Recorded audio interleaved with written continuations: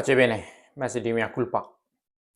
Belakangan ini banyak demo gitu ya, menyatakan ketidakpuasannya dengan presiden, dengan sistem perundang-undangan, sistem pemerintahan kompleks, bahwa undang-undang di otak-atik katanya demi kepentingan satu pihak, satu keluarga.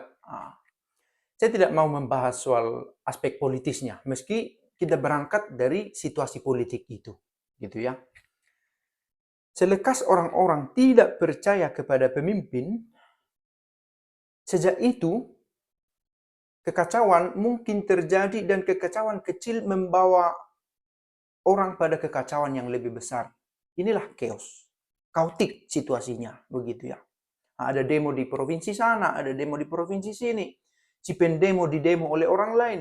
Ada itu universitas juga didemo oleh masyarakat yang tidak puas dengan mahasiswa yang mendemo karena membawa ketidaknyamanan. Kaos dia, kacau. Kekacauan muncul dan semakin besar ketika pemimpin tidak sanggup menjadi sosok yang dihormati oleh semua pihak. Nah, sekali lagi, kita tinggalkan urusan politik ini, kita lihat persoalan gereja, gitu ya. Ketidakpercayaan orang pada kepemimpinan paus bisa membawa chaos juga. Dan terjadi itu. Terjadi. Tidak percaya bahwa satu orang ini bisa memimpin kita. Alasan ketidakpercayaan bisa bermacam-macam ya.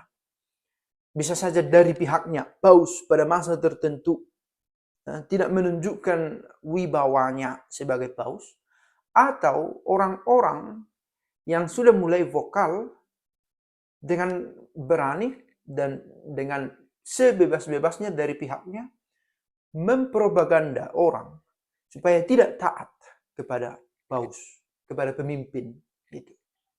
Nah, kita berbicara dalam berbagai aspek, bukan hanya soal antara Kristen dengan Islam atau Katolik dengan Protestan atau yang bukan Katolik, tetapi juga di dalam tubuh gereja sendiri, sesama Katolik terjadi.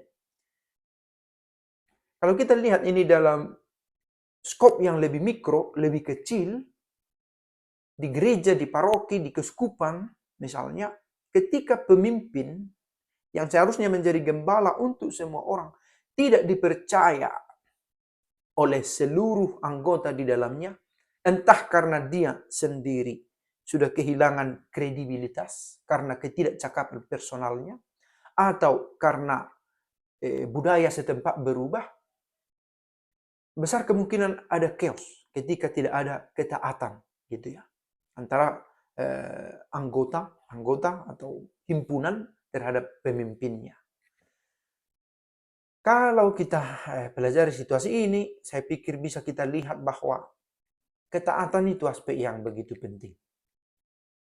Ketaatan itu tidak mengandaikan ada kebodohannya. Karena orang berpikir kalau kita taat seolah-olah kita ini tidak kritis. Saya pikir ini dua hal yang tidak bisa dikonfrontasikan secara tiba-tiba.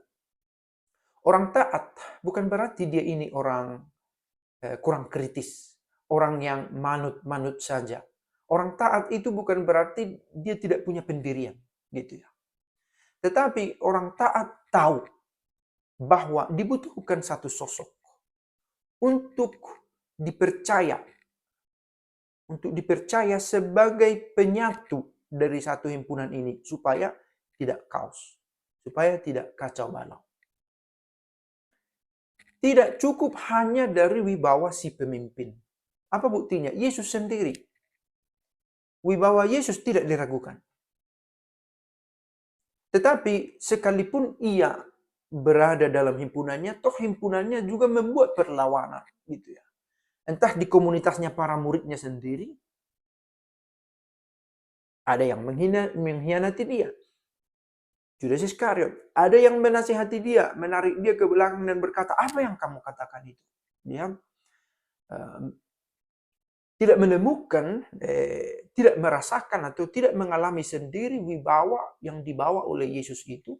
Sebab ia memiliki konsep sendiri tentang bagaimana seorang pemimpin itu seharusnya.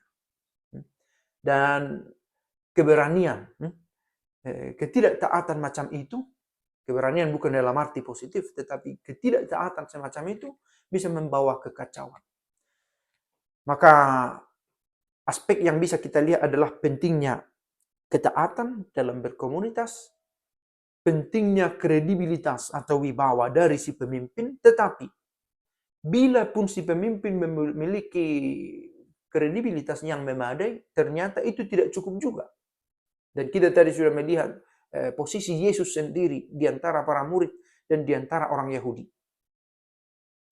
Di mana mereka tidak menemukan, tidak mengalami, tidak merasakan, atau bahkan tidak mengakui wibawa itu. Maka aspek ketiga ini juga perlu. Bahwa dari pihak himpunan ini diperlukan niat untuk bersatu dalam komunitas, supaya kaos semakin kecil kemungkinannya muncul di tengah komunitas, di tengah himpunan.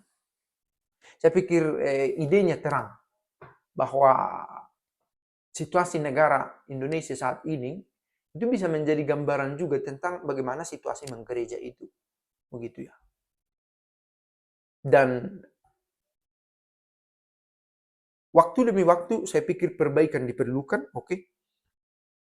Tetapi apa yang bisa kita lakukan adalah dari aspek kita sebagai anggota himpunan adalah kerinduan untuk bersatu dalam komunitas.